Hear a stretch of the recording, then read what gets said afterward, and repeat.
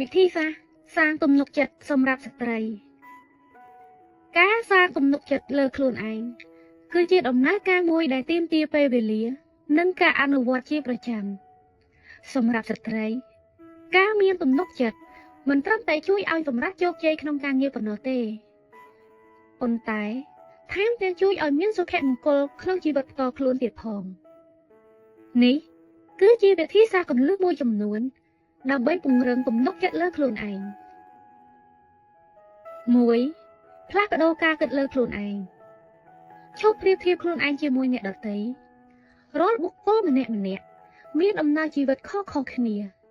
ចូលផ្ដោតលើការរីកចម្រើនរបស់ខ្លួនឯងកាលពីម្សិលមិញធៀបនឹងថ្ងៃនេះ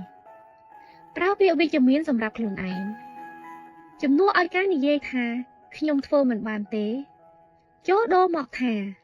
ខ្ញុំនឹងរៀនធ្វើវាឲ្យបាន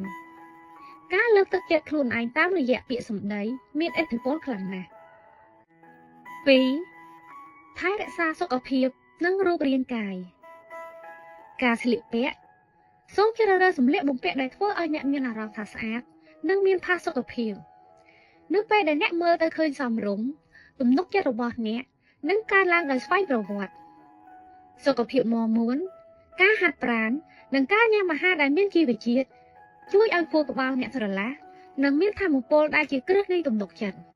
3. អភិវឌ្ឍចំណេះដឹងនិងជំនាញការរៀនសូត្រឥតឈប់ឈរកាលណាអ្នកមានចំណេះដឹងជ្រៅជ្រះលើរឿងអ្វីមួយអ្នកនឹងមិនមានភាពភ័យខ្លាចក្នុងការបញ្ចេញមតិឬធ្វើសកម្មភាពនោះទេចេះកំណត់គោលដៅតូចៗនិងចាប់ផ្ដើមសម្រេចចិត្តការងារតូចៗជារៀងរាល់ថ្ងៃរាល់ពេលដែលអ្នកធ្វើបានសម្រេចវានឹងក្លាយជាកម្លាំងរុញច្រានឲ្យអ្នកជឿជាក់លើសមត្ថភាពខ្លួនឯងកាន់តែខ្លាំង 4. កែប្រែភាសាកាយវិការចូលឈរឬអង្គុយឲ្យត្រង់ខ្លួនការរក្សាខ្នងឲ្យត្រង់និងងើបមុខឡើង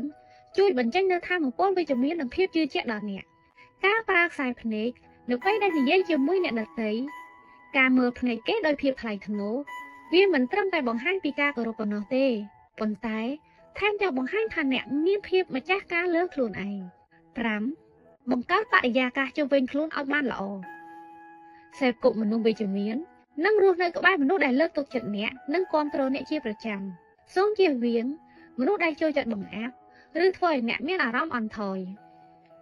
សូមចំណាំទុកថាទំនុកចិត្តមិនមែនជាការដែលមិនចេះភ័យខ្លាចនោះទេប៉ុន្តែវាគឺជាការហ៊ានធ្វើសកម្មភាពដែលអ្នកកំពុងតែភ័យសូមអរគុណសម្រាប់ការស្ដាប់និងការទស្សនាជួបគ្នានៅវីដេអូក្រោយ